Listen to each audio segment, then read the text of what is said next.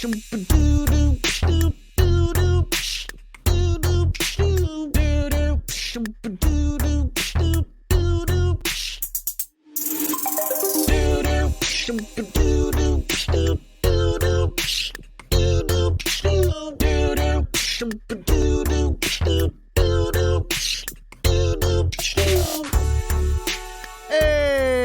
everybody, welcome to episode 138 of Tactical Crouch here. Kickedtripod, Yiska, and Volamel here as always, bringing you a very special guest. Oh man, we're gonna make a lot of wet computer jokes on this show. I apologize in for it.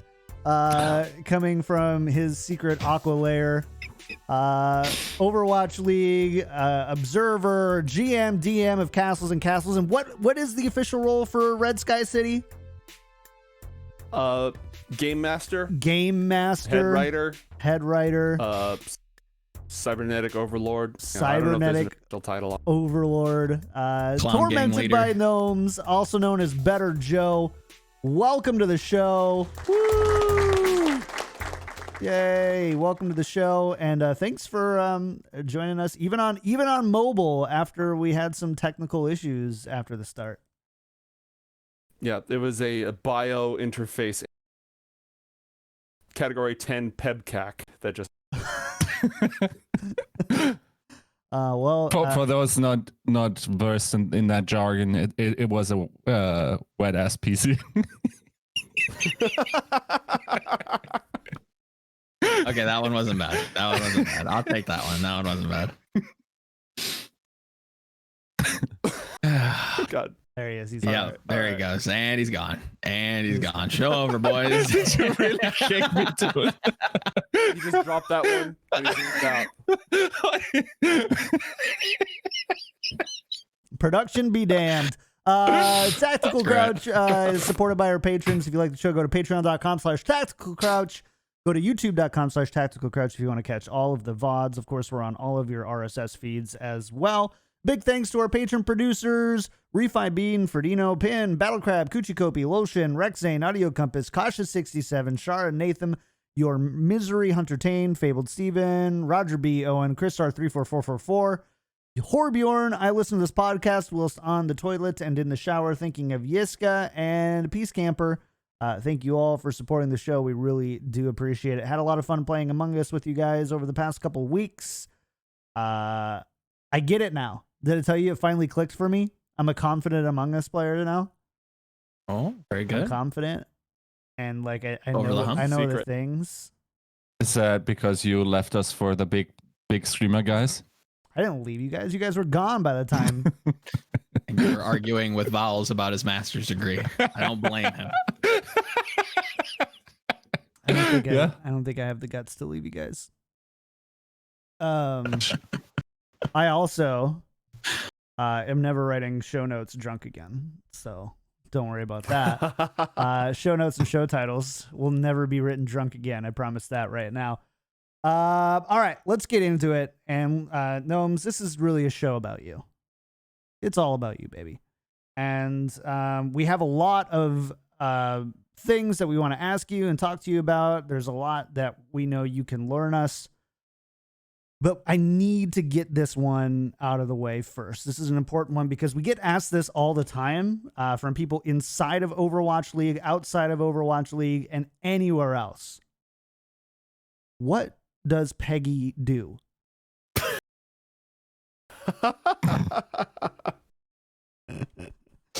Wow. Well, when we had room to bring on additional observers, I thought that, the whole community basically was like, oh, so this is Peggy's job for them, right? For Peggy, right? That's what this is. And to be fair, I really don't think that the team dynamic would have been the same without bringing Peggy on board, because now we have a designated target for all of our jokes. There you go. There it is. There you go. This is going to be wholesome. It takes a certain level of a certain temperament in order to extract maximum joy out of pranking and tormenting people. And Peggy just fit that to an absolute T. It's like if you're looking to get a rise out of somebody, they're perfect. They're perfect, and They really will are. threaten to fight you at every single turn. Oh. So, I say this all on mobile without the ability to look at chat, which I think just makes it that much- so. It's I really think exactly that, what They you are, think it they is. are letting us know. We love you, Peggy. Don't worry. We love you, Peggy. You're the best, actually. So, but had to get that one in. All right. So I also, Gnomes, just really quick. I think the Discord gate is picking you up a little bit on mobile. I don't know if you're. Yeah, it's because I went from having like my entire, Mhm. everything. Oh, did you? I didn't know. Yeah. Yeah. So Before I spilled water on my computer. So I I'll think just moving hammer the that microphone mute button, closer would work probably because you also Am I choppy or are you picking up too much side sound? it's choppy. It's the gates cutting out a little too early. Yeah. All right, I'll fuss with that. No worries. It's it's no problem. Yeah, the room noise is fine. It's totally fine. Yeah. So, anyways, all right, we got the important question out of the way. We can actually just end the show. It's done. We'll see you next week. That's it. But we're not going to. So let's talk a little bit about your, just kind of for those who are like, who is Gnomes? Why don't I know what he does? Because I live under a rock, whatever. Tell us a little bit about kind of your journey in competitive Overwatch, I guess. We'll start there. Sure. Am I coming through okay now, by the way? Coming through strong. Great. Excellent. Tweaked with my settings. So I started out in competitive Overwatch after what would have been 5 to 6 years of life in the real grown-up world, which was, lame. I was working at a financial company where I met my wife in technology, finance, training, a couple different things here and there. And when the Overwatch trailer dropped, we've all got our friends. Most of us have our friends who we grew up with, who we've been playing games with for years, wherever your squad came from. And mine is cousins and kids I've known since kindergarten and high school. And basically when the Overwatch trailer dropped, we all looked at each other and said, okay, we're going to play this game. We're all going to, finally return from our separate ways. You've gone down the first-person shooter path. You've gone down the RTS path, etc. We're all going to come together, and we're going to play this game together because this looks sick. The game drops. I was not in the beta. I don't remember if I tried to get in the beta or not. The game drops, and I formed a team just of me and my friends, half of whom are all dads now. That's just sort of the skill level we're talking about. Some of them are decent at shooting. I was not. But I really wanted to play in an organized format. So we formed a team. And we had nowhere to play. Because we didn't know anything about the organized Overwatch scene. And also we weren't actually good. So it's not like if, whatever real competitions were happening, we were not eligible for. Because we were never going to be good. We just wanted to play, like Little League, Rec League, etc. So I was snooping around. And I found the r/Overwatch University subreddit where people go to get good, and they were putting together a league. So I signed us up for that, and it was a league for all skill levels. So I signed us up for that, and that was my intro into the competitive Overwatch scene. I went from competing in that, and our team was the terror of like the gold plat division, because we had a couple people who were good, and most of us were average or bad, but we took it so ridiculously seriously. We had charts, and we had plans, and we did a recon on enemy teams on Overbuff and OverGG and pulled their likely team comps, and we looked on YouTube to see if they had any scrim footage that was publicly available, which is how we won the finals in our division. We always knew that on King's Row, they would always send, as soon as they capped first, they would send a kill squad through the alleyway on the side. So the moment we lost first, we set up there, they walked down that dark alley, and there was just a cloud of cartoon violence. It was great. But I got super involved in the Overwatch University League, the OWUL, before OWL was announced. At first, I was just competing, and I was hanging around the Discord being a nuisance and helping people. Then I ended up being a mod. Then I ended up meeting up with a couple of the big figures in that community. I ended up being one of the head admins. That's how I met Mushu Beef, who started Broadcast GG. Because originally the OWUL was supposed to be a place to get your start as a competitor, as a coach, and as a broadcaster. And as time went on and the super amateur community sort of developed, there began to be people who, hang on. It's trying to, there we go. There ended up being people all over the place who were specializing in things that we were dabbling in. And my disc. I think you No just worries, muted yeah. yourself.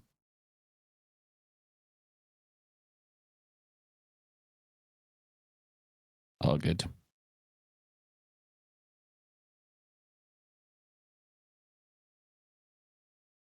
I feel so bad. Oh, it's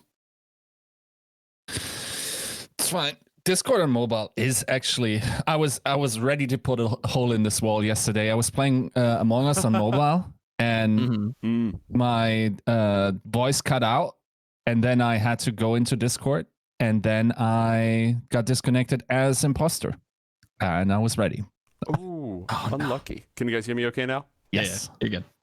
Great. Yeah, it was actually my touch screen going absolutely bananas. I'm gonna turn on my desktop when all this is over and really hope that it comes to life because I can't live like this. Anyways, I got super involved in the OWUL, which it had a broadcast division. We were organizing tournaments. I was doing TO stuff. I was reaching out to other amateur and tier like 7 style organizations at the time. And then as I got more and more involved, I lost my job in finance. And I told my wife, I'm going to take like 3 to 6 months. I've built up savings. I'm going to try to do something with esports to make it, my actual job. And if it doesn't work, then I'll go back to the real world after that. And as luck would have it, and this was during a time of crisis because the community tournament, the new community tournament licensing rules came out about then. Overwatch League was preparing to launch. And I was poking all my fellow head admins saying, guys, they're not going to let us be the OWUL. Like, that is not a thing that is going to continue to exist. We have to change. We have to rebrand. So we're in the middle of a rebrand. We are in the middle of trying to figure out how we're going to handle the license. We're trying to restructure and all that.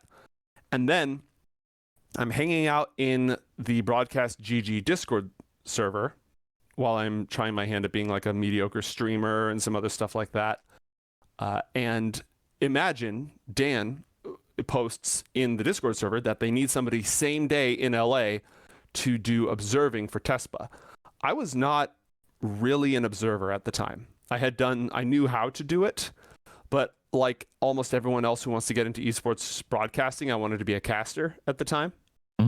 But I said, yes, I can absolutely do that. I will be there. I'm going to hop in the shower, drive 135 miles up to Burbank and go do that. So, and then, yeah, I drove up and I observed some college Overwatch and they liked me. They kept me on. It was somebody couldn't make it that day. They kept me on. And then I ended up being picked up for Overwatch League. They had one extra spot for observers for instant replay, like just a dedicated instant replay operator. And they weren't sure if it was going to happen or not. But Jason and Dan liked working with me, or they didn't work with me at the time. They just sort of dropped by and TESPA.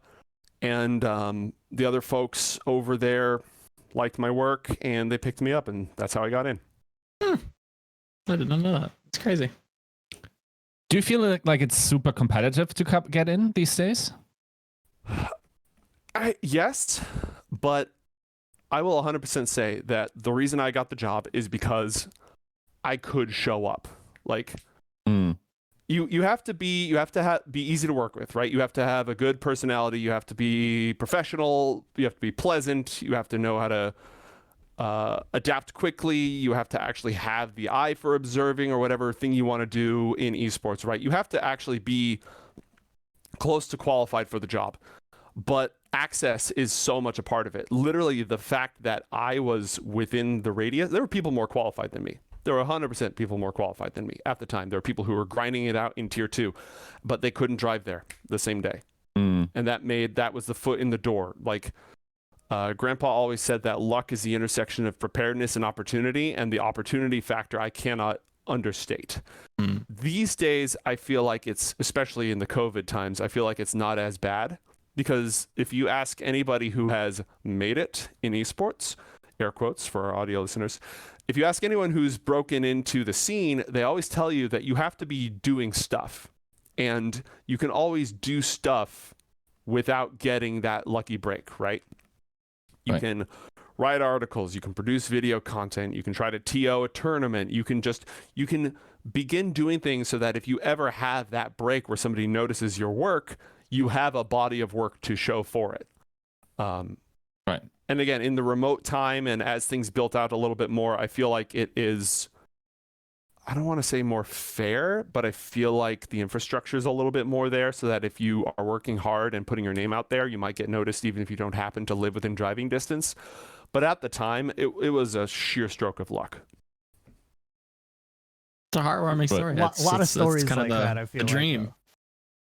Yeah, Cool. it's, getting those opportunities out. It does sound like, though, so you said you were primarily responsible for instant replays in Overwatch League, which feels like a very stressful position because you turn those around pretty fast.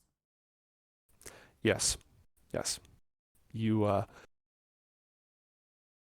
every single time in season 1, sometimes the combat log would show up and it'd be on Reddit. Yeah. Oh, every once in a while, yeah. It happened that was me. Every single time. Maybe with one exception, but every time I would beef that and I just mutter to myself, "Hi, Reddit. Good to see you." Oh no.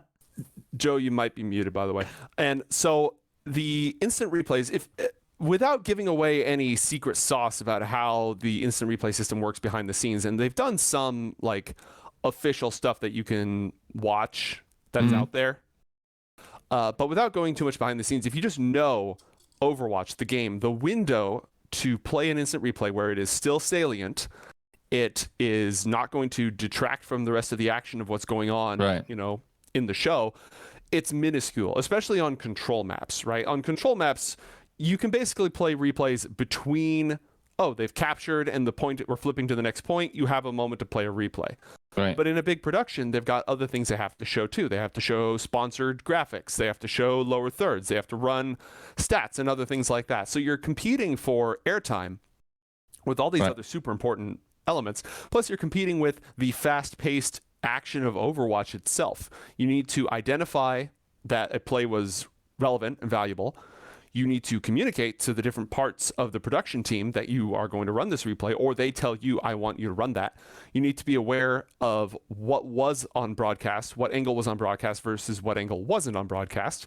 You need to be aware of what happened so that if you're going to put any sort of slow-mo spice on it, the exact moment before the Widow headshot connects or whatever, in order to do so, you need to execute in the program, load to that point, and then get all the UI stuff out of the way so that they can cut to you where it just shows the juicy, tasty replay and you don't say hello to the front page of Reddit. And you have to do that within just a tiny, we have a cat cameo. This is Timo, our new kitty. Adorable. Damn. I have 5 cats at home. I will never begrudge anybody a cat. Oh God, you threw it. I learned from some of my favorite streamers about how to eat those cats. Yeah. I wasn't gonna say it.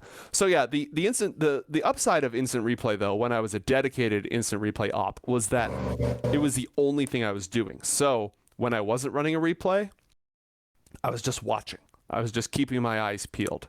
So I was able to serve as an extra pair of eyes for the director to feed information to the other observers, and to feed information to the highlight observer who gets all the sick slow-mo stuff you see at halftime and such. Like, hey, there was a subtle little, Lucio did this exact little subtle thing during this play that if you show from this angle might be cool. So when I wasn't in the middle of running an instant replay, it was less stressful than being a live observer. So instead of being a protracted period of high energy and high stress, it was little bits and pieces of extreme high energy, extreme high stress, and then more chill. Right. That makes sense. Is there like like an estimate, like how long it takes between like the clip happens and the clip has to be ready? How much time is 15-20 seconds. Yeah, okay, that's really It's rough. a little more merciful than that, but like if you think about in Overwatch, a sick play occurs, that sick play has consequences. When's the next lull in the action? Right. And how long is that lull in the action going to be? Yeah. About the length of a Yiska shower is the new imperial measurement that we're Very using. true. For, You don't want to know time. how much water I need there. That's you know how long I stay in the shower is ridiculous. Like that's at least one so you're gonna Gnomes pivot. case full of water. Oh no! Jeez! It Wow! only takes a couple of teaspoons to do the damage. Yeah. But yeah, sorry. Like pacing in Overwatch was always an interesting thing to me because it seems like it's not like an obvious one very often, right? Like, yeah. For instance, in CS, it's like round starts, people are alive, people are shooting each other. One team has killed the other teams. Now there's a pause. Now there's a buy phase. We got some time. Mm-hmm. In Overwatch, to a degree, yes, that can happen, but like I feel like the time frames between those is different, and then also like action to catch all the action and all like the cool little things. There's like a million bajillion ways things could be looked at, and also tell a very different story. Is there like the fast pacedness, the many different stories you could tell? Is that like something that you had to consistently refine? Yeah, it takes constant iteration, especially with meta development. You know, spectating GOATs, what kind of stories you try to extract from GOATs gameplay is completely different than what happens when the Shanghai Dragons are running Sombra, Widow, Hanzo, or Pharah, or something like that on Ilios Well, which I still have nightmares about. Shanghai Dragons triple DPS during that phase. Like, because what you said about stories, it's super relevant because in some metas, you're going to be, okay, it's GOATs. There's a gigantic cloud of cartoon violence in the middle of the map. We need to extract the actual 3D chess that's occurring and try to make that evident to our viewer. We need to find ways to say, okay, I know you just see these two piles of people slamming into each other over and over again until somebody has Earth Shatter or Grav, but did you see this bubble right here? Did you see this positioning right here? Did you see this? And getting that cadence, it's challenging, especially because we can never, you have to decide what skill level are you going to cater your broadcast to. Or are you going to try to be all-encompassing? Yes. Are you going to try to get the people who just are flipping through on ESPN and, well, what's this video game stuff going on?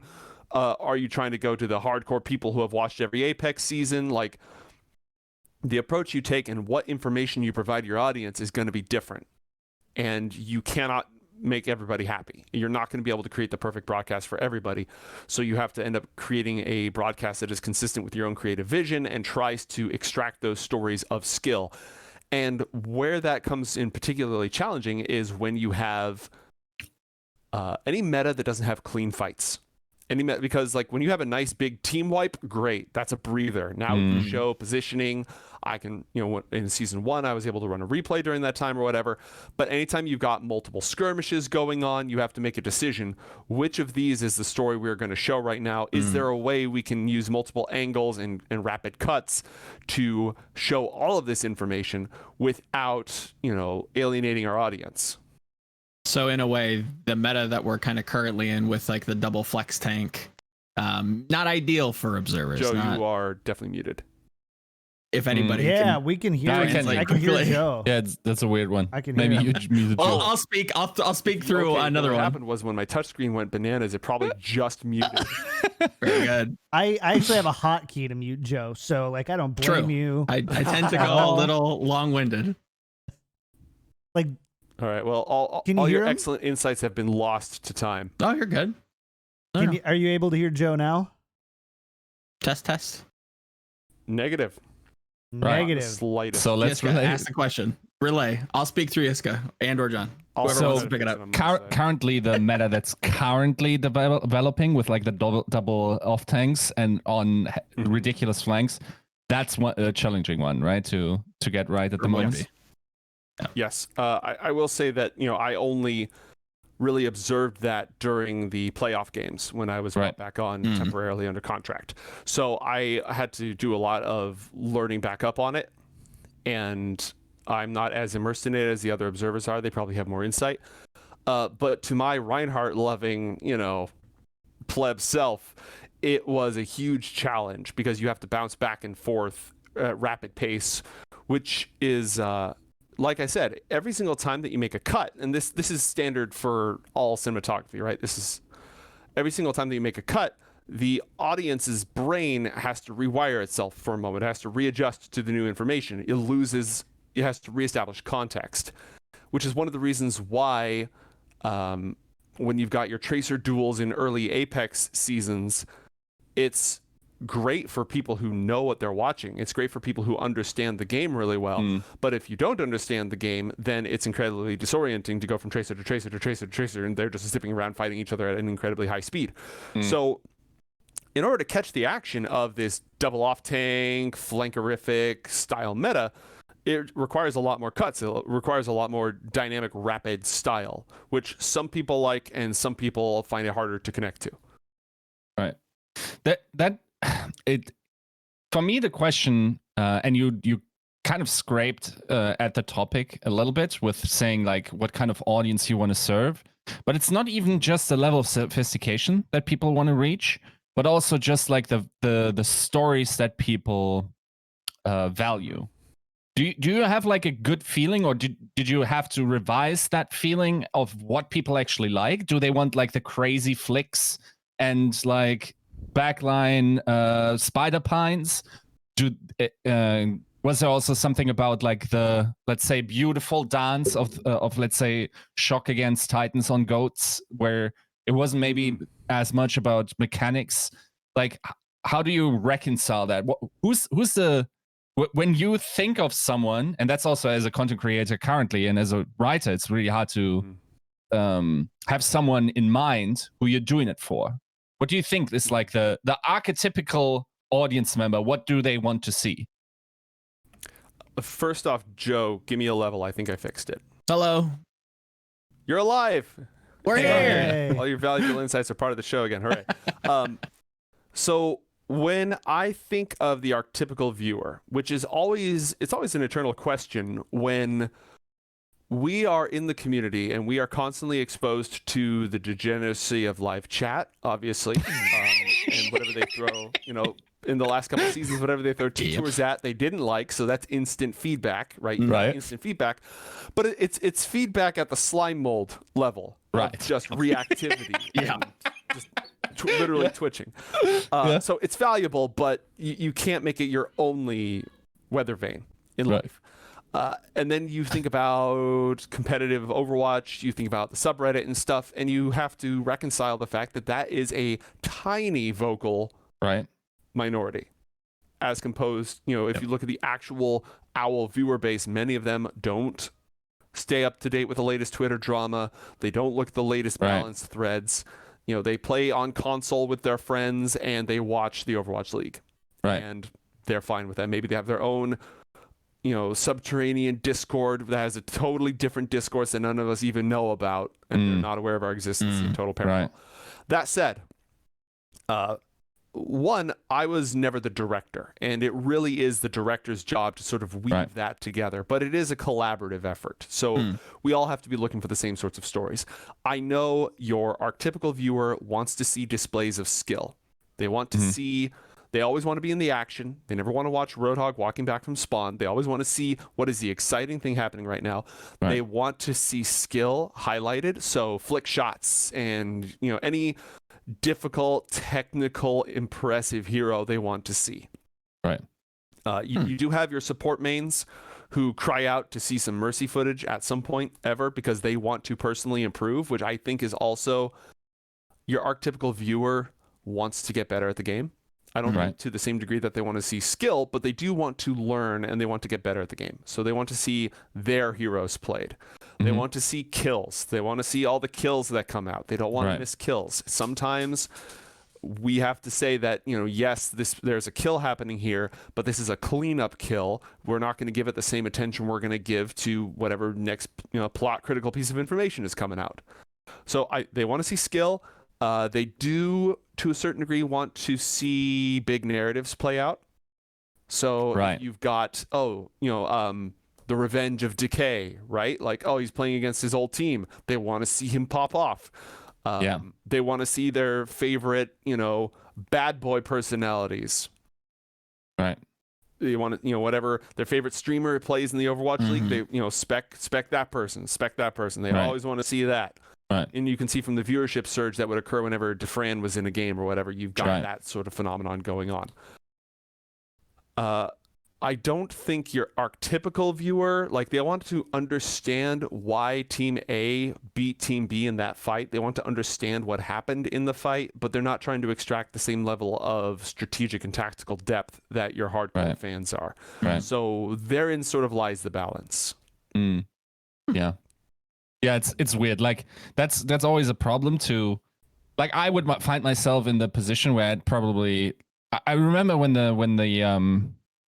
the Twitch pass came out and they said we're going to have a minimap, I was like, I'm not going to watch any actual Overwatch. I'm just going to watch top down, and if something in the top down happens that shouldn't happen, then I will look at the footage, and it's probably Carpe doing something ridiculous, right?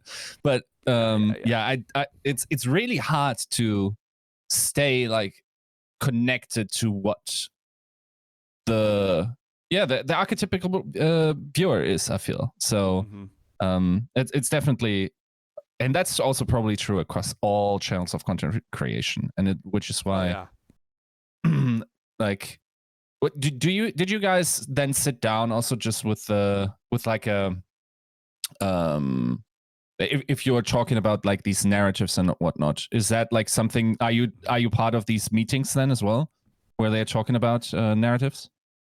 Well, there's a lot of observers, so not everybody was in the story meetings. There was usually like one of our directors would be in there. We'd have some sort of a rep in there who would then relay that information to everybody else. These days, the team puts together their own Know Before You Go documents that are super insightful. They're full of stats and narratives. And this player came up from Team 2 and they played with this person. Like, just great research that the observer team does internally and produces just some high value research that we use before shows. But I think usually it's like one or two reps from the obs team go to the story meetings with the producers and so on and so forth and bring back that information. Okay, here's going to be maybe a little bit of an unfair question, but I think it's warranted. Do you think hero pools made that job a lot harder? In observing generally, because narratives? Searching narratives, because like one week you could think, okay, San Francisco Shock is like the best team in the world, and then they come up against Philadelphia Fusion and they get 3-0 blown out, right? Or not just narratives, but also just understanding where the power comes from in the respective metas, like who's actually the star player in this meta, like who's expected to be popping off. Is it always just like, even when like a new hero comes in with like Echo, is that the one that's going to create the action? Or these types of things, what kind of stories are being told inherently by the meta and how to prepare for that? I don't know. I think the macro level got more challenging. Who has the advantage? Who has the disadvantage? The micro level got easier because Shanghai wasn't running triple DPS with 3 players that could get a kill at any possible moment. DPS on the other side of the field. Thereby, you picked a sniper. Congratulations. You just nerfed that sniper into the ground. Whatever sniper you observe is now trash. Yeah. So that part was easier. And a brief aside on your point about Echo, the existence of a new hero is a story unto itself. So whenever anybody plays a new hero, they're going to be prioritized, because whether or not they succeed or fail at that new hero, that is a story. Have they successfully picked up and found a way to use this. That's a story. That's easy. We observe that. We're going to see that. And then, okay, if they're just absolutely beefing it 3 times in a row, the director forsakes their, takes away their rights, and we're going to observe somebody else now. But with hero pools, again, just the sheer research and the team that observed the longest, as in part of the Overwatch League team the longest, they have a level of reliability, communication, trust in each other, familiarity with the rhythm of the game and stuff that is invaluable. But one of the things that really happened when we brought on more observers is we brought on observers that had good connections with like the T2 collegiate scene and stuff. So they were in scrims, they were getting valuable data about what was going on in scrims. Not, who has the most scrim bucks necessarily all the time, but like, what are people trying? What's prevailing? So we would have good recon, and just people who had a really high level understanding of the game and played at a higher level. I've always been gold plat trash, but they brought me in to do instant replay. They didn't bring me in to, and then I just watched the game long enough that I was able to observe and keep up with the fast pace of the best players. But it wasn't from an inherent understanding. It was from just instinctual, this has happened enough times that I think I should be here. But some of the newer observers, their insight, they would be able to take a hero pool, and some of the previous observers as well, but like they would be able to analyze a hero pool, make some deductions about who's weak, who's strong, etc. So the team itself has a really great knowledge base on which to draw, and access to external resources and sources that can help us piece things together. But during especially the most chaotic, fast-paced hero pools, when it was just rotating every single time, we kind of had to just come into every single game fresh. Right. That was the worry. The one thing that I always wondered, because like initially I remember when we thought about observing Overwatch, it was like I remember sitting there in 2016, 2017 and thinking, this is too hard. Like nobody can actually do that to a sufficient degree. We're always going to lose these kills in the process, and it won't feel as well. Of course, like eventually we like observing developed to a ridiculous level that we couldn't have foreseen at that time. But in my mind, like intuitively, I always felt like, okay, if we didn't have live events, maybe we could like just maybe have the kill feed from, let's say, 30 seconds in the future, and then observe around that, right? Now we have the situation where it's like, okay, like we actually don't have to be in an arena and don't have to be. Is there ever like the thought of, yeah, let's do this with a 5-minute delay, just find like the absolute clips, the best angles, like really talk this out, and then, I mean, the viewers, either they won't know or won't care because everyone's like interacting with it at the same time. I think generally what live means, what is the most up-to-date information going out on the general feeds, and how do people then interact with it on social media? Is that, do you think, would the broadcast even gain a lot from that? And could that have been like something that COVID could have made possible? So this is a topic that's been discussed as long as I can remember.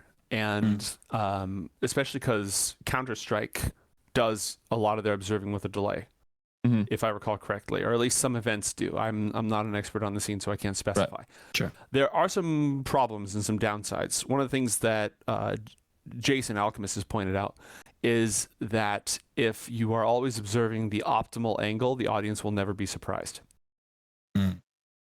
Because they will always know that, oh, we're on this person's about to kill everybody. And yeah, there's some excitement about that. There is some excitement to knowing something cool is about to happen, and you're always going to see the optimal angle.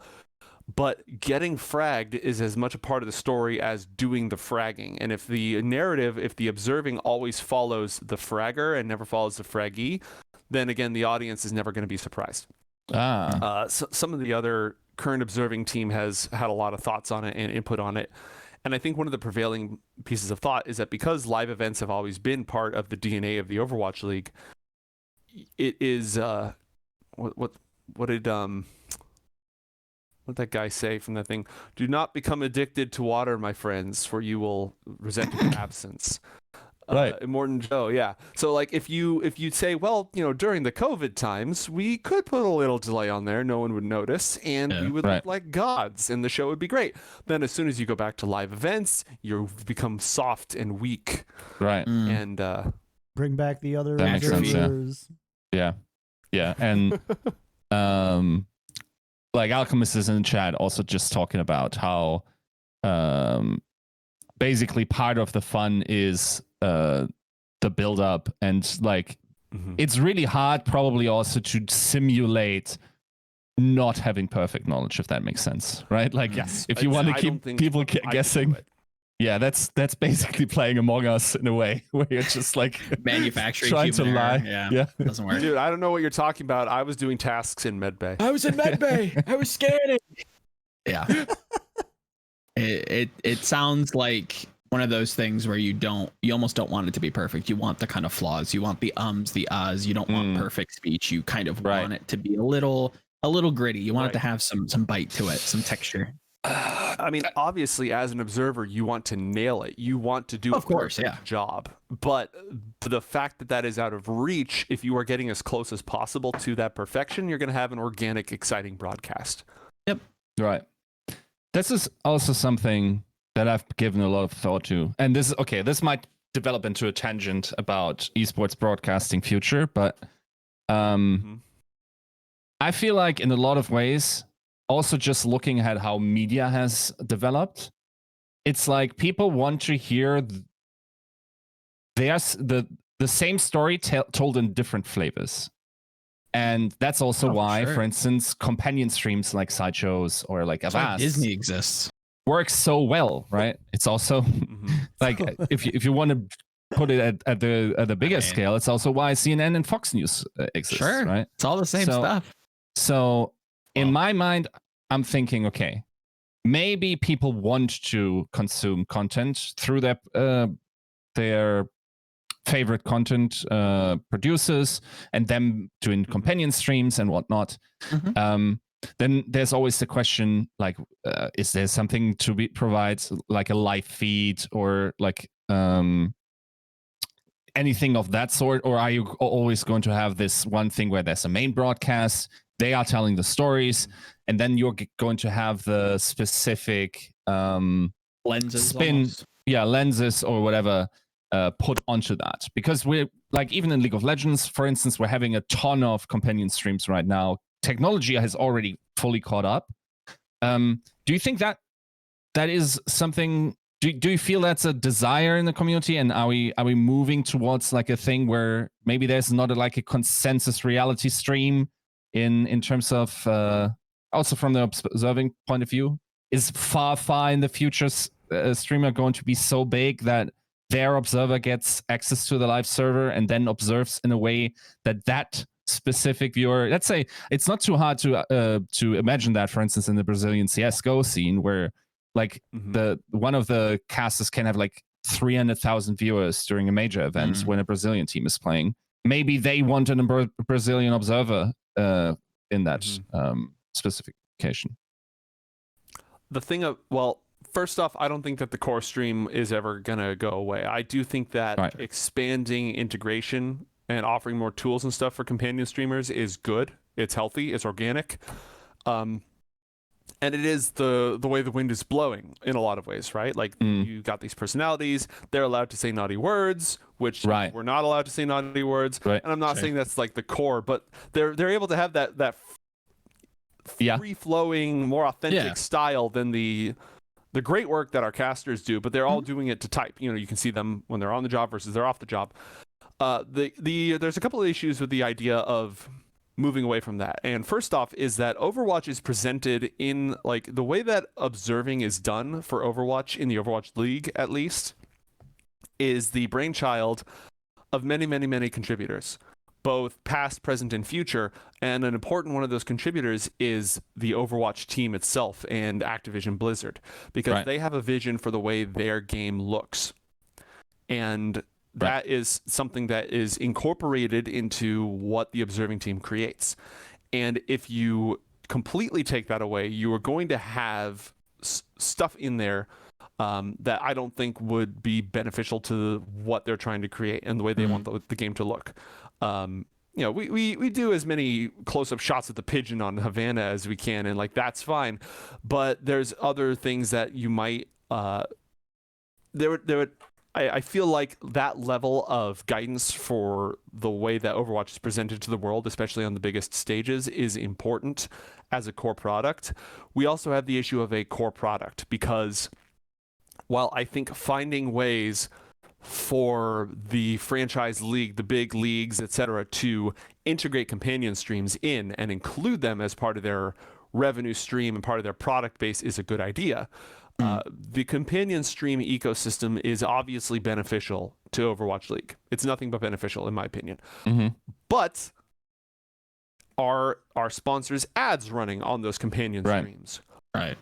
Because that is also part of the product. Absolutely. And so finding a way to link those two, because of that, the core broadcast is never going to go away, because to endemic and non-endemics, the core broadcast is the product. It is what they are paying for.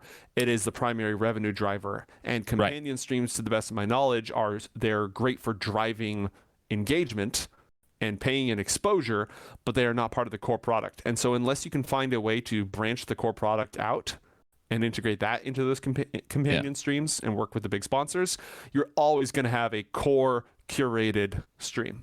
Yeah, and that's where like on-map advertisements come in, right? For me, like where it's like, okay, so there's a Coca-Cola corner now, no matter what, and like no matter what you do, like that. Of course, basically, companion streaming is not held back by the technological side of things. That's already figured out to the biggest degree. It's like business and it's law, basically. That in my mind is standing in the way. I definitely agree that from all I've heard, like and this is where you probably got a blank face, but where like the prescriptiveness of Blizzard co-creating the broadcast from the Team 4 position has a very specific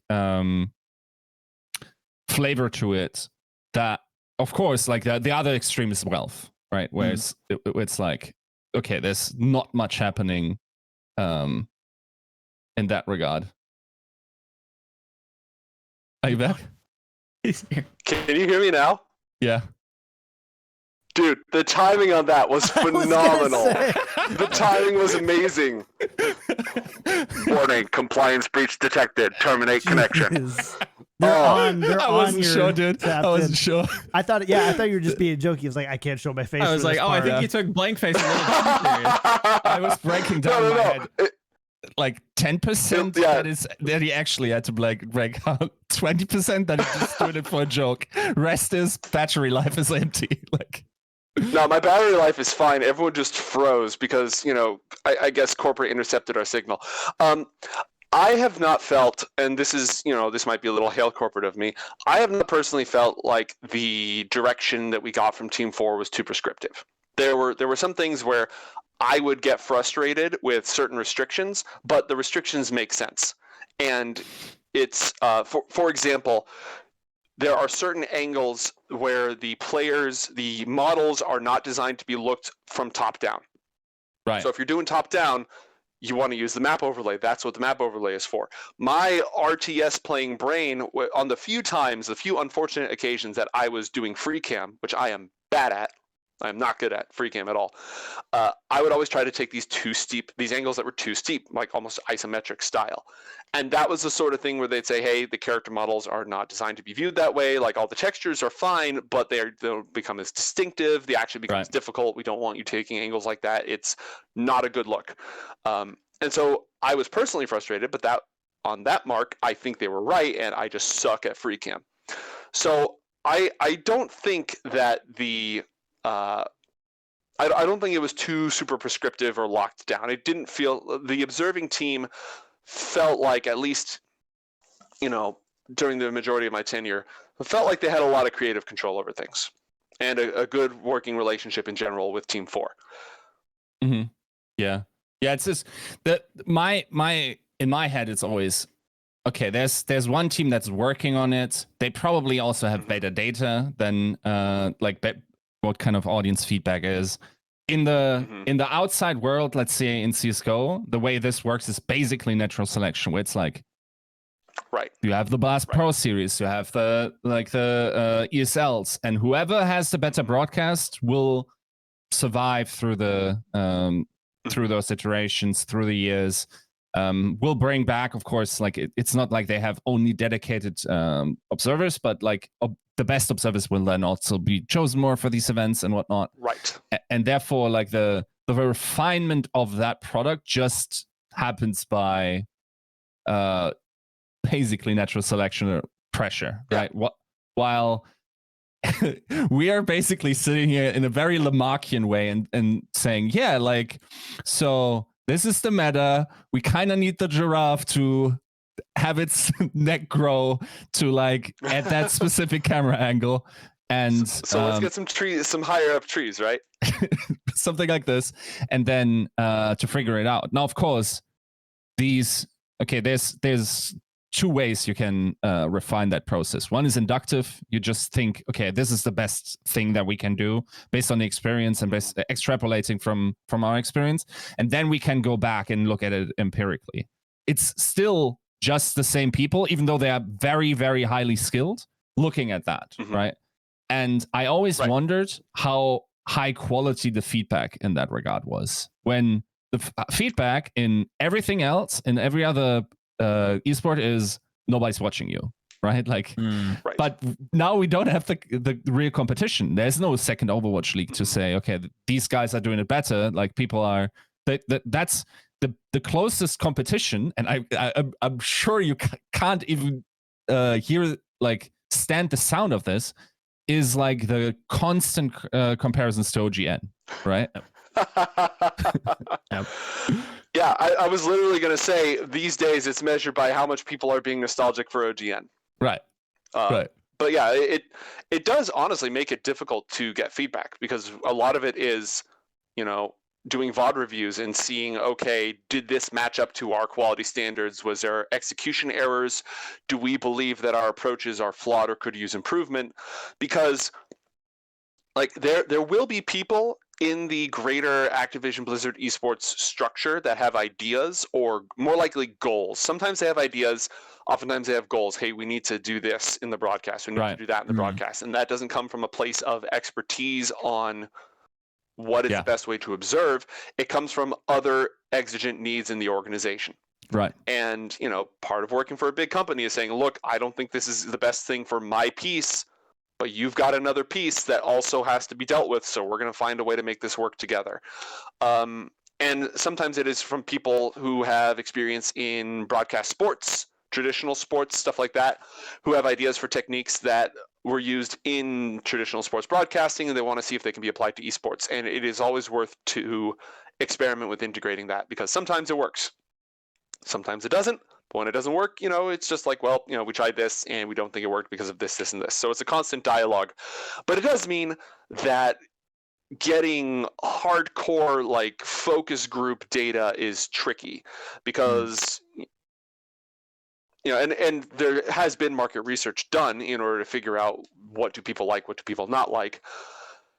But usually it's stuff like they don't want to see Roadhog walking back from spawn. They want to see kills. It's very surface level because it's polling a sample of the vast audience. So getting feedback is largely an internal process, and it's, taking into whatever metrics we have, like, oh, chat hated that, or I, as an observer and a fan of the art form, hated that, and that made a part of me die inside. Let's not do that again. Right. But you are right that there, aside from you've got the work that the contenders observers are doing and third-party groups, you've got Monkey Bubble and Elo Hell and Broadcast UG and stuff like that. But at this point, so many people have come, we've had people come up from there, from Overwatch League. So either I feel like there isn't a huge amount of communication between Overwatch League and these third-party groups, or it's usually in the form of dissemination. It's OWL observers saying, hey, here's what I'm allowed to share with you to help you improve your process. Right. So, yeah, I mean, I don't know if I had a point to any of that, but... One interesting thing is, like, can you disclose any like examples of like a sports feature that really worked out well in Overwatch Observing? I feel like there were a lot of ideas that I don't know if we were able to implement in the end. I'm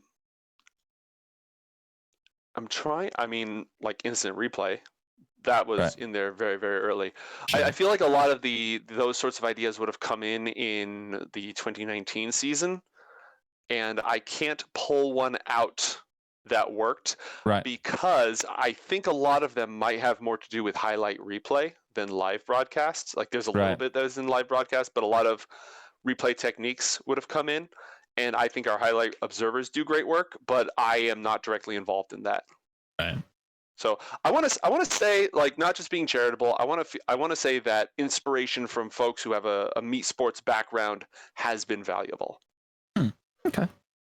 No, you're not allowed to Vague say blanket that. statement with no actual anchor in reality. Yiska pulls his question. He redacts his question. Yiska doesn't want. Yiska pulls his question.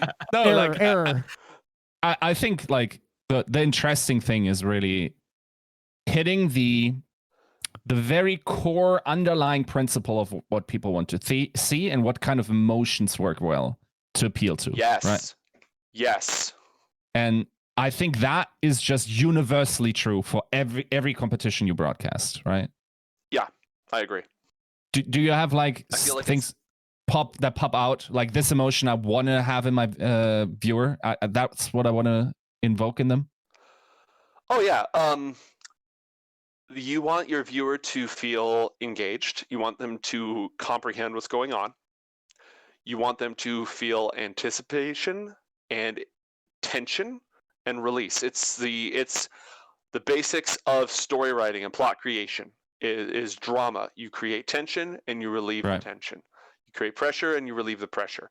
So shots of you want build up. You want them at the edge of their seat. You want them wondering what's about to happen. You want them yelling at the screen, "Don't go in there! He's not Death Blossom!"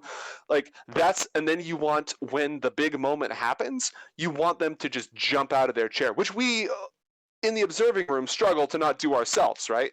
Like if I am in the flow and I know, because after season 1 for seasons 2 and what I did of season 3, I was doing first person and instant replay. I wasn't just doing instant replay. Right. So when you read the play exactly as it's going to go down, you move to the optimal perspective to show the most exciting, high stakes, will they, won't they moment, and it pays off. You just pop off in your chair, and if the audience feels that too, then great. Yeah, I think you touch on, like, I think will they, won't they is kind of a succinct way to put it.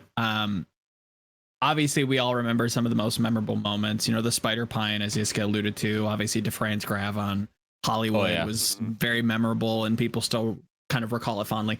What was one of yours from like an observing point of view, or one that you kind of directly interacted with that really like just sticks out as your mind is like, yes, I look back on my memories of observing fondly because of this, or something that maybe you worked with? Well, I feel like we did a pretty good job with the Great Bamboozle. Like it wasn't perfect, but that story was told on screen. It was legible on screen. We figured it out, like, because we weren't prepared for that at all. We figured that out as it happened, and we managed to capture that moment, and that was incredible. That was a high energy peak moment for sure. Is there ever the desire to just get a heads up from teams and just go, okay, are you pulling anything strange here? Can we set up it and make this a truly epic moment? We're always asking to get into scrims, and sometimes we would. I use the present tense. We were always asking to get into scrims. I feel like the secret sauce, we've never been warned about the true secret sauce. Right. You'll get the occasional hint that this hero might be important, or they have a special play on this map. That's all you get. That's all you get, and the rest of the time you are figuring it out as you go. That's the beauty, like, of the play. I once took a lot of time to I think I did it in a video or whatever. It broke like the DeFran play down, and everything seemed to just work in this one. It's like the ops is on the build up of them getting on the elevator. Monty and Joe are just almost whispering, just like, like evoking this feeling of, oh my god, what's going to happen? Yeah, and half confusion, half anticipation, and then just like following the action also in first person. I think it actually on live broadcast was on Defran in that moment, and then just like see that ridiculous angle. Everything worked in that play. The casting was sweet. Like that felt like just like a gold mine. Not just from an observing perspective, but you also gotta actually like anticipate those, right? Like if let's say there's I'm not even sure. Say anyone else. To be fair, Zarya was kind of a big deal, but if you just look at the other team at that time, like then you're probably going to miss it, right? Like, were you part of that observing crew at the time, like during that play? Yes. I would have been home team first person, and I believe that Atlanta was playing in away skins for that match. That makes sense. Yeah, that makes sense. Maybe. So, yeah, I want to say they were wearing the white. So I would have been the other team, the team that got. Again, I'd have to go back and look at it. Sure. Because I had a very specific role at that time. So. Right. Yeah. Like I remember the energy in the room, but if I was home team and Defran and Atlanta was playing away team at that point, nobody was paying attention to me because all the cool stuff was happening for the away team. I would have probably just been feeding information and popping off as it happened. Right. I think that if I remember the story kind of correctly, and maybe Gnomes and Yiska, maybe you can kind of fact check me on like what was at least public and whatnot. But I can fact check you too. Sure, 100%. Was it? I remember Reinforced kind of playing a pretty significant role in like at least like announcing it or claiming to, or kind of like walk us through that play, because it is something that's memorable, and I think people would love to hear like maybe a behind the scenes, like how the sausage was made on that play and like that specific moment. I'm not going to be able to give you one of those. Okay, fair enough. Just because like the details of hours and hours and hours and hours of observing, you remember the highs and lows, you remember the emotion, not but necessarily. I don't remember the breakdown at all. Fair enough. I will say that it was great having Reinforce in the producer room. He was he did a lot. Like people think that he was sort of attached to the observer team. And we tried to have him like just work as much with us as possible, but he was working with a lot of the other producers. His attention had to be spread because he had a super high level insight into the game. But he was always he would occasionally pop in and be like, "Hey, keep an eye out for this." In general with his high level understanding. So yeah, it was definitely great having him there. I think he's better suited to be talent just because he's great at it, and you know, we deserve that. But he was a super helpful asset backstage as well. Yeah. And just for you, Joe, I thought like I remember, because I misunderstood the role of Johnny in this, where yes, he called it before it happened, but it wasn't that he related to the observer crew. They figured that out themselves beforehand.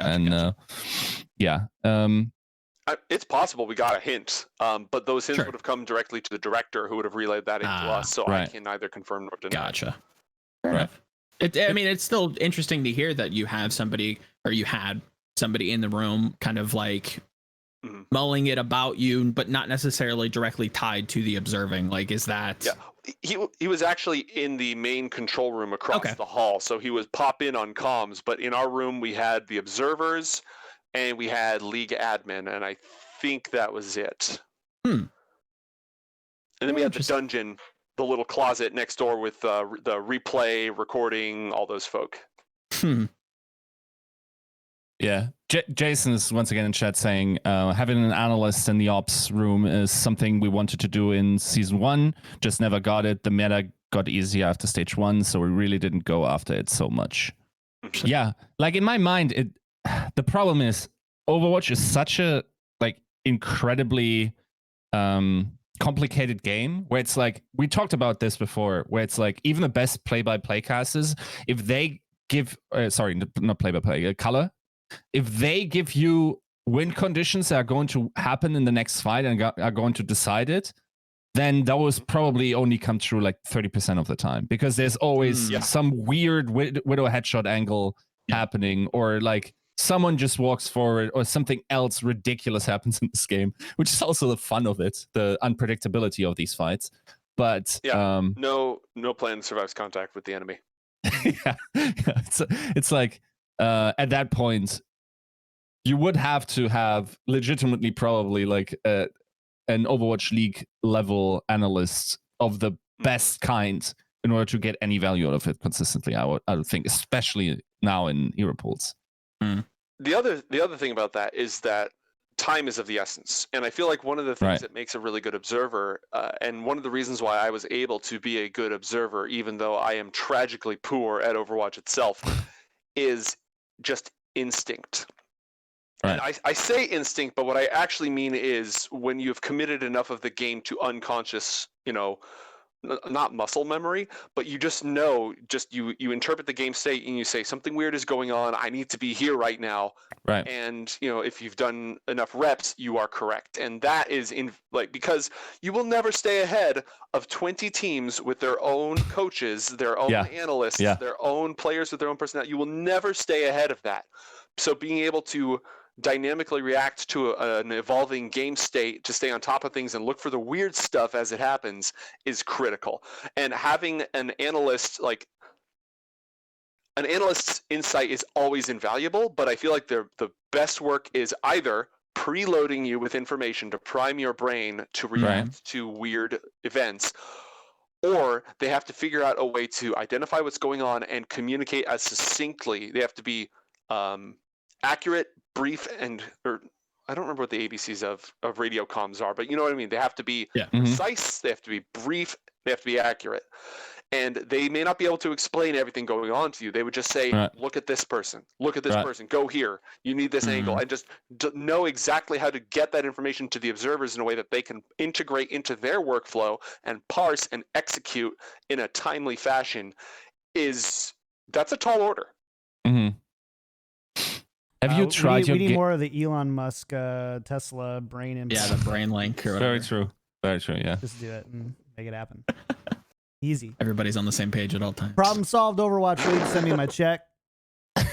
Yeah. Yiska kind of touched on something that might just come across as me being very ignorant to exactly like the workflow of the obs, the casters, and like the production team as a whole.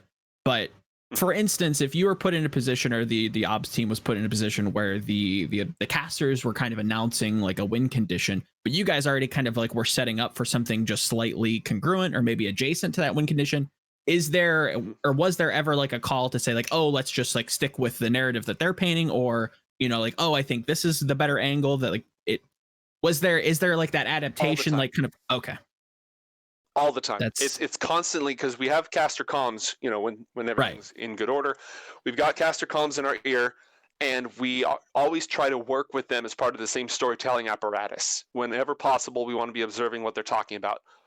But sometimes we make the call that like, this is so important and nobody's called it out yet. And it's not because, the casters dropped the ball. It's usually because this is weird. Yeah. This is some weird stuff, and we need to point it out. Or, this player has a track record of pulling this off, so we're going to say this is probably where we need to be. But as much as possible, the show works better when we are in sync with the casters. It's a choice. It's only a choice we make if we legitimately think that it's going to improve the quality of the broadcast. Interesting. It's not something I think people like actively think about. I think it's one of those things that somebody might assume that's watching the broadcast, like, oh, they're like kind of tied together, but perhaps there is some audibles called. Perhaps like this wasn't something that the casters were like necessarily talking about, or maybe it's exactly what the casters were talking about, and they had to move on a split second from the set positions they were in and try and capture exactly what the casters on the game. A great example of this is the Great Bamboozle, because the casters see our outputs, and they've got maps so they can see positioning and stuff, but just knowing the Sureforce sitting in spawn is one thing versus knowing exactly what he's doing is another thing. So sometimes sitting on the bench, we have to branch out and go to the weird thing. And then the casters, they're really, really good at what they do. So they usually identify why we're doing what we're doing and roll with it. And we try not to put the cart before the horse most of the time, but sometimes the cart has a rocket attached to it, and that's the direction you gotta go. 100%. This brings me to like a point. I had, okay, let's be honest. I had a pretty robot discussion between two robots communicating on Twitter between me and Lurpus, and like the CS:GO analyst, and he had basically like his premise, not to go too far, like elevator explanation. He says if players care as much about online play as offline play, then we don't need offline play because the incentive is the same apparently, therefore the games are played at the same level, therefore the entertainment factor is the same. I said, okay, we're foregoing one for me, probably not for me, but as I perceive it in other people, the aspect of how a crowd not only impacts the players, that I acknowledge is happening, but also influences the broadcast, right? Like for me, I always thought, for instance, like a caster like Uber is basically like currently domesticated in his apartment and is not let into the big arena where he's just going to usually just eat gladiators alive, right? Like just feeding off the energy of a roaring crowd, right? Does that also translate to you guys? Energy expands to fill whatever space it occupies. Right. Yeah.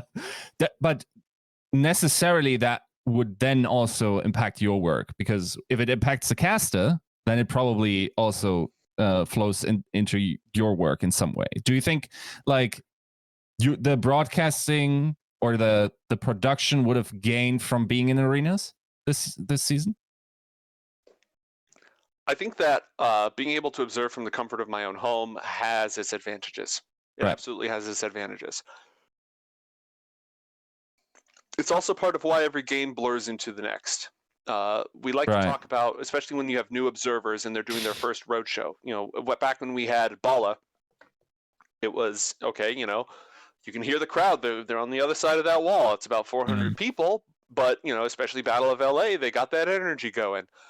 And then when you're in trucks in the back of an arena and you've been sitting around on your butt for 3 days doing tech rehearsals and waiting and not really able to practice because you cannot practice observing with bots, like you cannot. Finding what practice you can, just building up all this anticipation, and then finally the real game starts out. But especially for the directors, they rely pretty heavily on this is just another game energy. Like they found a good way to harness that live audience. This is exciting. We're in a city eating food we don't normally eat, seeing sights we don't normally see, and the stakes are super high. But when you start doing the game, this is just, I don't care if this is the grand finals. This is just another game, and we're going to do this like we do all of our games to the best of our ability. So I think that the observing does feed off of the energy somewhat. Being isolated in a fairly soundproof truck, usually in the back near the dumpsters where it kind of smells weird, means that there's less of that crowd energy. It's not the same as being in the arena. Right. New York, for example. New York, we weren't that far from the arena, so we got that full roar going on. Philadelphia, we were further away. We were further towards the back, so we had a lot less of that energy. It was just that, hey, we're traveling, you know, and the casters are popping off and some of that energy is bleeding over into us. I don't think that it makes, personally, I don't think it makes a huge difference, except for memorability of events and stuff like that. I am willing to bet the other observers differ, though, because I am a lump and would stay in my house all the time if I had the option. I feel personally attacked by also, also, I feel like you have to have live events. You know, the players are chomping at the bit for live events. And I know you asked a specific question about observing, but regardless, just for the success of the medium, of the sport in general, live events are key. There's nothing like walking out and drinking expensive beer and, you know, eating cheesy what's-its in the middle of a huge crowd and yelling at the enemy fan. Like, that experience is... I know esports has a unique advantage of being able to adapt to the COVID times and just have all the advantages of remote production in general, and I do think there's room to exercise that more. But the homestands rock. The homestands are so much fun, and they're good for the sport. Love to be a part of one someday. It's just like it's one of these days. So long ago. It feels kind of weird like it was seeing people Yeah, kind of. It also feels weird, like seeing like the League of Legends broadcast where people are like in a studio. I'm like, oh, is that allowed? Like, are we there yet? Like, You fools! You're gonna die. It kind of feels weird, but hopefully we get back to it soon. And I agree. I think it's one of those things that like I think it's too far in the future to say that like a player, the fans, everybody involved and adjacent to it gets the same kind of rush of adrenaline or that same kind of church-like feeling that Yiska kind of likes to call back to. That like going into arena and cheering for your team, this side is for this team, this side, you have these pockets, like, you're there for a cause, even though you might come from two different backgrounds, you're here to watch this one thing. So you kind of have that commonality. That's kind of almost completely removed. And now it's just a faceless text or a PogChamp or a Dan's game or whatever it is, whatever, the lens of the future is. Like, it's not the same. Oh, I think we lost Gnomes briefly again. There's a lot of good stuff going on here, though. Round replays still work in a game like Overwatch replay. Oh. Mobile just got strikes again. There we go. You're back. Yep.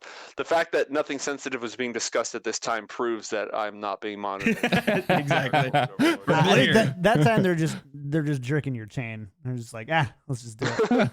Let's just mess with it. All right, it's been a few minutes. Hit the red button. Gotta make it non-sus, right? Like it's crunch time. It's crunch time. Indeed. It is crunch time. It's true. Have you observed any other game? During, before, after? Oh, okay. Rocket League. Okay. Interesting. Very briefly. I was not an observer by trade. I had some observing chops, and I had the opportunity. And then Tespa does multiple esports. So Tespa did some Rocket League stuff, and they needed somebody, so they called me in, and I did Rocket League for a few weeks. And let me tell you, doing a game with 6 players total in a completely flat level environment with one objective was amazing, even though the observing tools were jank at the time. And I think it's all automated these days. It was half automated when I did it. But what would happen with Rocket League was, it's only 6 players, 3 on each team, but the hotkeys would change every round of the game. Like every single round, player that, Yiska was no longer F1 and Volamel was no longer F2 and Kickedtripod was no longer F3. They would switch around. So at the beginning of every round before I went live, I had a little notepad and I would hit 1 and say, okay, that's this person. And I write it down, and I just ended up with this table for all the rounds that you played. Jesus. It's got to get like a. But yeah, that's the only other game I've really Stream Deck observed. thing or something. You can just rename them or whatever. Right? That is bizarre. Is there anything that granted, it's probably been so long, so this might be remotely unfair, but is there anything from like kind of looking at it through hindsight, like that you learned from Overwatch that you kind of would want to like apply to a different game, whether it be Rocket League or just whatever you happen to be viewing, these past couple weeks and during COVID? I think that, Overwatch is a unique beast. Yes. And like Yiska was saying, the challenge of observing Overwatch is, I think there's challenges of equal scale. How do you make battle royales not suck? Although those aren't as predominant as they used to be. How do you make observing those a thing? I think there's a lot of other challenges that might be as intimidating as Overwatch, but I don't think there's anything that has the same unique alchemy of elements that make it so difficult to capture, to bring out. I think that if I were to do observing in another esport, the core principles we try to adhere to for observing Overwatch are universal. And I think that a lot of the core concepts of good cinematography, good narrative, good storytelling are all universal. And if wherever I went didn't already have those in place, I'd want to share those and implement those. But that's only likely if it's, if they don't have any broadcast people. If it's all organic, homegrown, roots up, nobody from outside. I feel like most places, if you have an observer, if you've got any sort of corporate infrastructure whatsoever, you're bringing in some sports folks, you're bringing in some production folks who have an idea of what they're doing, and I might be able to iterate on that and hone that a little bit. But again, Overwatch is just let me tell you, the cross-platform applicability, the transferable skills are weird in terms of making career moves. Yeah, that makes sense. I can only imagine on that front. It is a very bizarre beast indeed. I think that's a nice way to put what Overwatch is. A weird alchemy of things. Yeah. Well, Now we lost Joe. No, Joe died. There we go. It's just icing on the cake. Both the It's Joes. actually killing the both Joes, yeah. Yeah. Death to Yeah. Joes. I Peggy's guess. plan is in Peggy's its just final molding. stage. Yeah. God damn it. Do you think we have time to kind of dive into like the differences between OWL and Apex? Because I would love to hear like a professional's take on the differences and looking at like what you guys tried to iterate on, what you thought was incorrect, what you thought like the differences were, because that's something that I still hear people like, oh, it was all rose tinted glasses, you know, oh, so much better in Apex, but they don't necessarily. Bye, Joe. And it's gone. And it's gone. I mean, yeah, I think you probably get the gist of this question though. Timing wise, I'm on your guys' clock, so you know I'm good. Or my battery's gone from like 70% to 30% over the last hour and a half. So Right. you know we're doing all right. Apex OGN. So yeah, we got to meet those observers when we went to Korea for the Gauntlet, and they are like super good at what they do.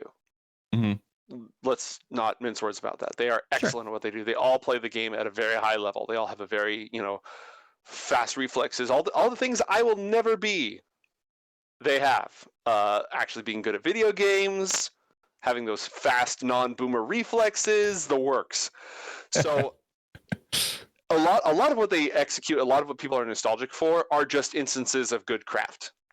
People like there's that Dragon Shot strike and. The Dragon Strike shot. And when your team is working well in sync and you pull it off, that's just good craft. And I think that our team over time, the Overwatch League team, has really built up to the point where they deliver on some fantastic moments.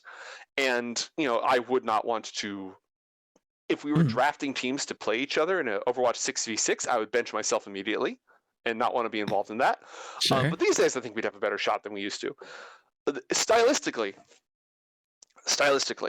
yeah. One of the things that hurt us first off is that when Overwatch League came out, OGN Apex was still fresh in the memory. Yeah. It was in some ways a new team, still finding its footing.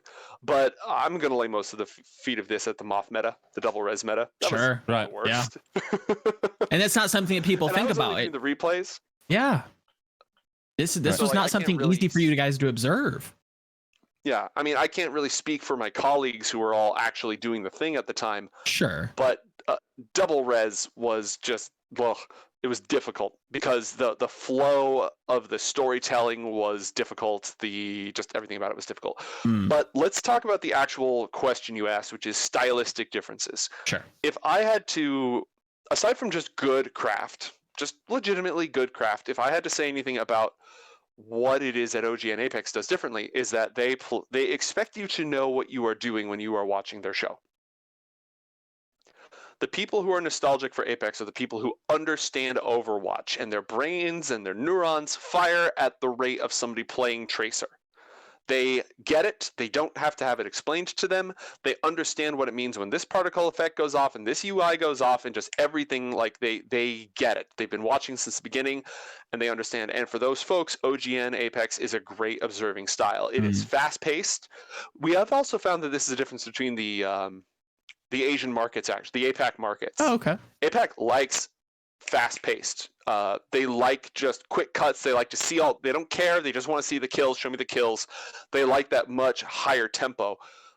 Whereas the North American, European market tends to they don't want us to miss kills, obviously, but they don't like the super, super fast blue tracer, red tracer, blue tracer, red tracer.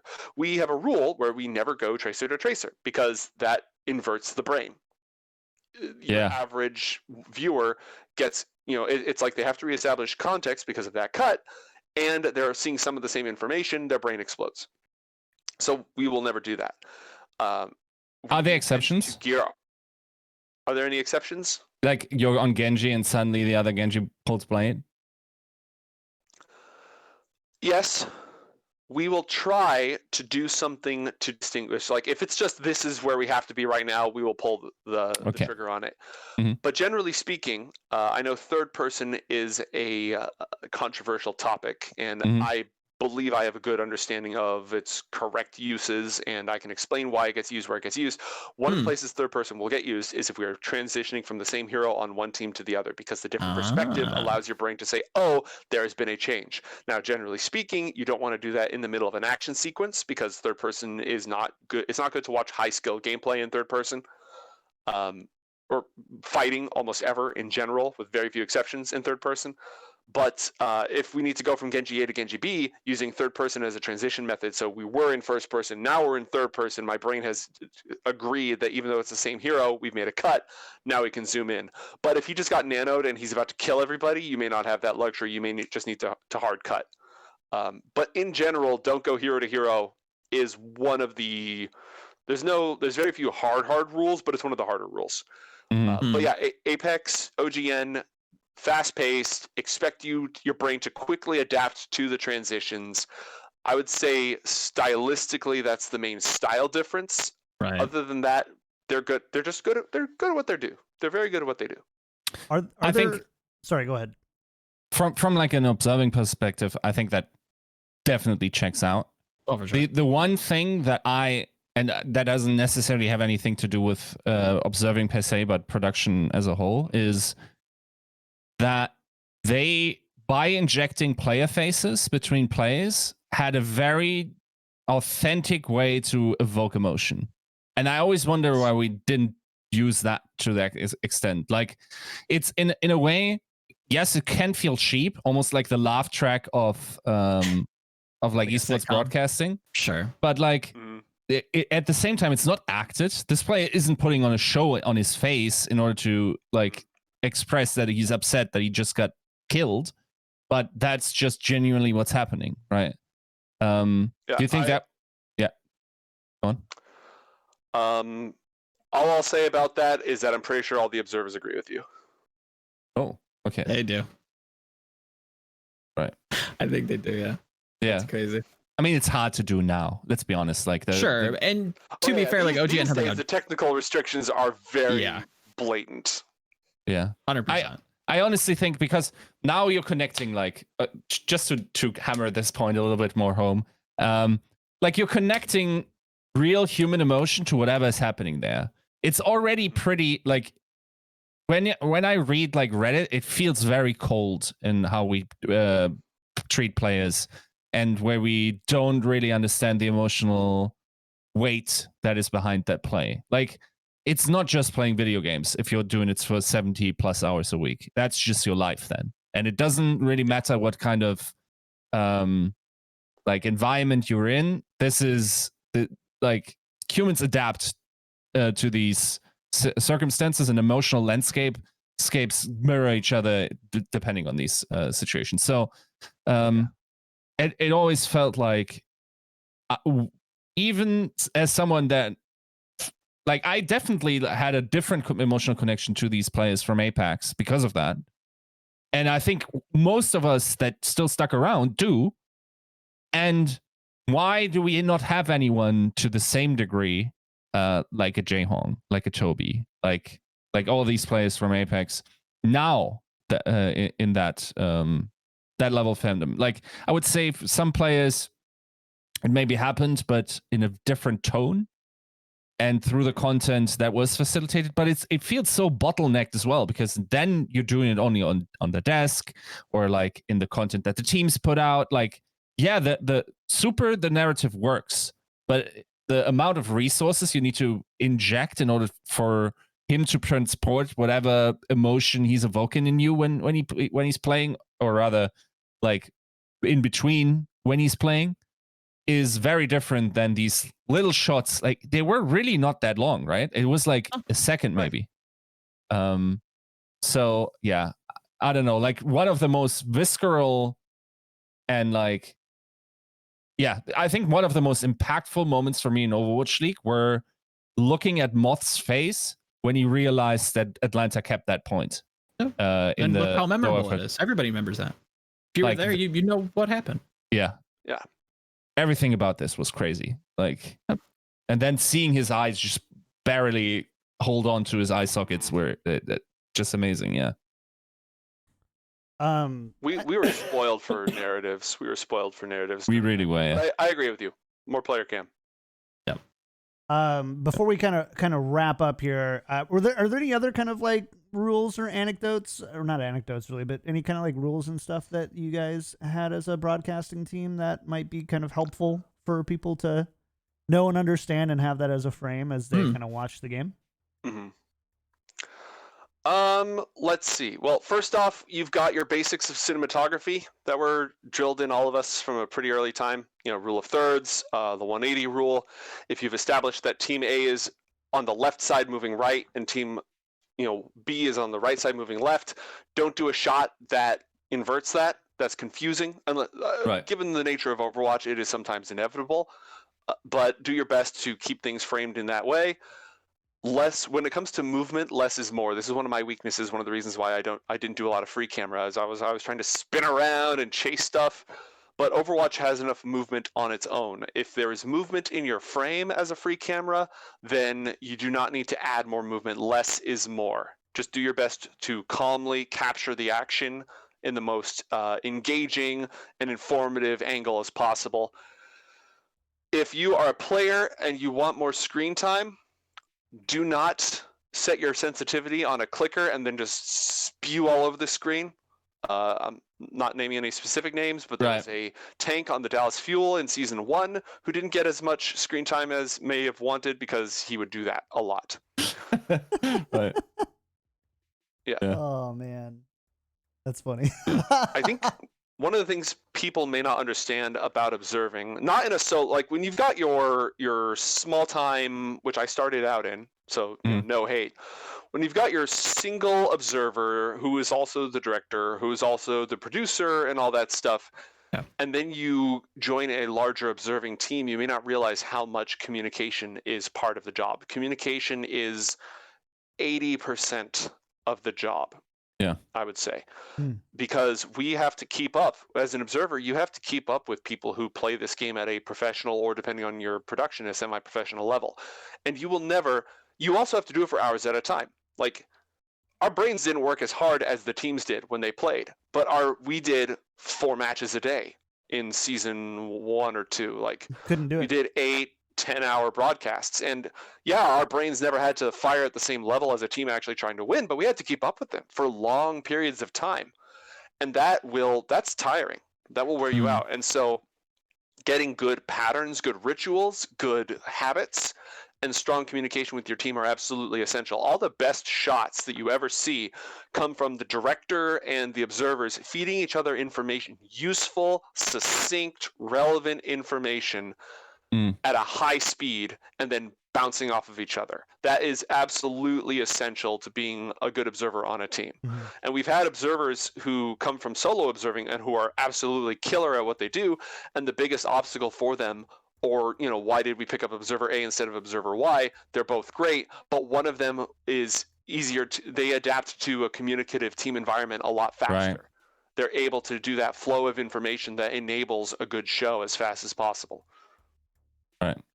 To be a fly on the wall in that truck would be not only just like entertaining, but just like it. I can almost like picture it in my mind's like ear that it's like a small platoon where like just call outs being fired left and right. Love, and, if you're speaking to this guy, it'd be hilarious and just so interesting to see. Just be like, that would be some good content. To see. Just everybody. They have recorded the observers before. The observers have been recorded on multiple occasions. I think sometimes it was just ended up getting used for some journalist's article, so the footage was never released. Other times the meme density was too high, so it may not have gotten used. Right. Because let me tell you, by the 15th map of the day, things get punchy. Oh, sure. I can. Yeah. Awesome. Oh, well, hey, Better Joe, this was fun. We had a ton of fun here. Really insightful stuff. Yes. And really appreciate you coming on this show. Before we kind of do our typical sign-off things, take the opportunity right now to just, any shout-outs you have. Where can people find you? Link, give us all your stuff that we can go follow and stay up to date with you on. Well, I mean, first off, shout out to the observers. I got the opportunity to work with them again for playoffs. I love all of you. You're awesome. It was great getting to hang out with you again. We did the APAC show, so I was up super, super late. And I encourage everyone, if you're interested in observing of esports, Overwatch, etc., go check out the other observers, the ones who are working currently in the field. It's a great group of people. I have a lot of respect for them, and I wish them nothing but success in all that they do. Around the internet, you can find me as TrmntdByGnomes. I've done a pretty good job of locking down the username on all platforms. My Tumblr is not active, but I have it. Tumblr. Man, I remember Tumblr. Right? I'm mostly active on Twitter. And these days, my primary projects are Casters and Castles, which is a tabletop RPG actual play stream channel, etc., featuring members of the esports community, primarily on-camera talent. But we've had, Joe has been on our show, actually. It was a lot of fun. And I'm also currently doing Red Sky City with DNP, Do Not Peek, which is Jason Alchemist's studio. It is a cyberpunk RPG stream that has been an absolute blast. It is set 30 years or so before the upcoming cyberpunk game. There's a lot more evil clowns than one would think. But that has been a lot of fun. You can look up Do Not Peek to get to that. Say Sideshow. Yeah. No, I mean, literally, there's evil clowns in the story, but also Sideshow does qualify. Okay. So, yeah, if you look up Red Sky City, you'll find that. That's my current project. It's available as a podcast, live stream, video, all that stuff. Been great working with Jason and Dan again. Super appreciate that. And other than that, I'm hanging out in Discord, on Twitter, etc. Dope. Well, Sweet. Thanks again. Really appreciate it. Man, just some good episodes lately. I'm just like, I'm full. I'm full. Choice full of sausage. You ever get like that full feeling Oh when my like God. a good Yeah, I piece of just can't, content guys. comes out? Yeah, I just can't. He's off. That's a new one. I hate It's a new one. some of the food. We get some really nice food that just had to try it. Timo. No, I didn't. Yeah, big thank you to our new subs during the show today, West Wolf, Omen, Ferdino, and Unco. Thanks so much for Enco. Not like Unco, Enco. Thanks for supporting I had the show. flashbacks to a multi-hour pause for a second. The great mouse replacement. Yeah. And what else? Find us on Patreon, patreon.com/tacticalcrouch. If you like the show. Yiska, really quick, shout outs for the week. Where can people find you? Mostly doing League of Legends stuff this week. Really enjoying the play-ins so far. And yeah, I'm covering that. Nice. I need to watch more. I watched a little bit this past week for the first time ever. I've never watched any League of Legends. I'm like a fake esports fan. Oh, stop. Joe, what about you, man? What's coming up for you? Yeah, some work coming out for GG Recon. Weirdly enough, trying to find more meaning in our little alcove we call Overwatch. But yeah, that's kind of the general theme for whatever reason going forward for me this week. So yeah, check it out when it's out. When it's out, I don't know. You'll be surprised. Soon TM. Nice. As for me, not a whole lot. I think playing some more Among Us now. I'm finally in. I think I said it in the pre-show. Finally in. I finally understand Among Us, so now I'm really excited to play. So definitely want to keep doing that. And then just hanging out with Timo and Choji. I'll let you know once we get the Instagram set up for Choji and Timo. The Choji, I don't know what we're gonna call him. We're gonna have like we'll have a cute little name for it. But yeah, so setting that up, we're gonna be introducing Choji to Timo this afternoon. We're gonna see how that goes. So hopefully Fingers crossed. Fingers crossed all around. So far, Crossed so all good. parties. Katie said that they ate with the door open. They ate their food separately, but knew each other were there and just kind of That's good. That's important. respected it. So, I think we're getting there. We're in a good spot. Chat, thanks again, everybody, for hanging out. Have a great one. We will see you on Wednesday for another episode, probably, maybe. Otherwise, we'll see you on Friday for Spike Drop. Yay! Thanks. Bye. Bye, everyone.